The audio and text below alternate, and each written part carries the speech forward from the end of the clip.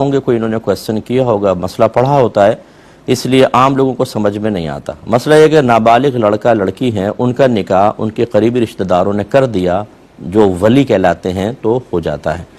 اب اگر والد یا دادا نے کیا ہو تو یہ اتنا مضبوط نکاح ہوتا ہے کہ بالغ ہو جانے کے بعد ان بچوں کو ختم کرنے کا اختیار نہیں ہوتا۔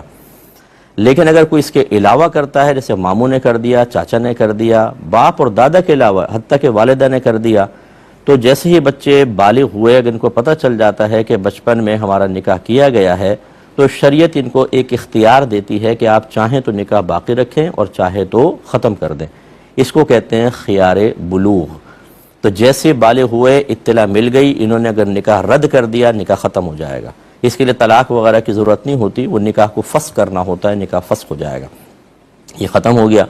لیکن یاد رکھیں کہ باپ دادا بھی اگر نابالغی میں بچوں کا نکاح کریں گے تو صحیح جگہ کرنا ان کے لیے لازم ہوگا۔ لہٰذا اگر پہلی مرتبہ ہے، ایک بچی کا کر دیا، تو اس کے لیے تو فقہاء نے فرمایا ٹھیک ہے، باپ دادا کا نکاح بڑا مضبوط ہوتا ہے، کیونکہ وفور شفقت بہت زیادہ ہوتی ہے، ان میں پیار محبت بہت زیادہ ہوتی ہے، تو امید ہے کہ صحیح جگہ کیا ہوگا۔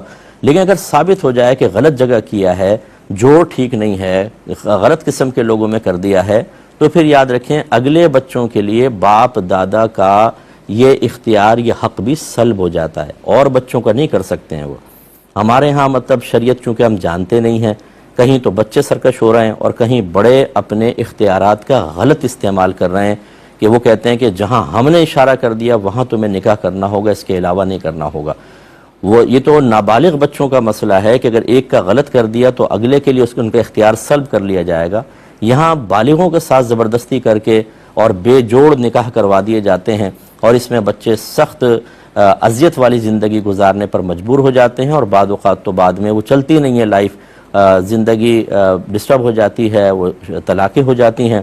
بلکہ یہاں تک میں نے دیکھا ہے کہ کبھی ضد میں بچوں کی شادی کروا دی گئی ہے کہ ہماری ضد ہے، کرنا ہی پڑے گا۔ جب ہو گیا، اب لڑکا کہتا ہے میرا ذہن نہیں مل رہا، میں پریشان ہوں، تو ماں کہتی ہے اچھا چاہو تو طلاق دے دو۔ یعنی اپنی ضد پوری کر کے آپ نے کسی کی بچی کی زندگی کو برباد کر دیا، اور اب آپ کہتی ہیں اب طلاق دے دو، ٹھیک ہے تم اپنی مرضی سے کر لو۔ تو پہلے ہی سب چیزیں کہاں چلی گئی تھیں؟ تو خدا نہ خواستہ میں بچوں کو کوئی جرت مند یا دلیر نہیں کر رہا ہوں ماں باپ کے خلاف، آپ کو بھی دائرہ ادب میں رہنا ہوگا، اور ماں باپ کی مرضی سے جو کام کیا جاتا ہے ان کی دعاؤں کے ساتھ اس میں بے حد برکت بھی ہوتی ہے، اس کا انکار نہیں ہے۔ کتنے ہی میرے پاس تو کیسز آتے ہیں جو لو میریجز کر چکے ہیں، سر پکڑ کے بیٹھے ہوئے ہیں۔ پہلے تو ایسا لگتا تھا کہ یہ حور نہیں ملی تو پوری دنیا تباہ ہو جائے گی، میں اب خودکشی کر لوں گا، اور وہ حور مل گئی تو اس کے بڑھ کے لنگور کوئی نہ رہا، اور اتنا یعنی وہ فیڈ اپ ہو جاتے ہیں ایک دوسرے کے ساتھ کہ شکل دیکھنا پسند نہیں کرتے ہیں، بے برکتی پیدا ہوتی ہے۔ ہر ایک لو میرج میں ایسی نہیں ہے لیکن ہوتی ہے۔ تو میں خدا نخواستہ اولاد کو باغی نہیں کر رہا ہوں، لیکن ماں باپ کو بھی سمجھنا چاہیے کہ جب ایک حق شریعت نے آپ کو ماں باپ ہونے کی حیثیت سے دیا تو اس شریعت کو آپ کو ہر جگہ آپ کو بھی تو فالو کرنا چاہیے، جس نے آپ کو اتنی عزت دی ہے، احترام دیا ہے، بچوں کو آپ کے تابع کر دیا ہے۔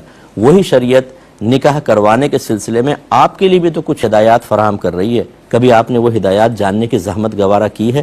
کبھی آپ نے دیکھا ہے کہ اس سلسلے میں بچوں کے ذاتی رائے کا کیا احترام شریعت نے روا رکھا ہے؟ نہیں، ان کی کوئی رائے نہیں ہے، ہماری رائے ہوگی۔ خدا را ان علوم کو سیکھیں ورنہ آخرت میں تباہی ہو سکے۔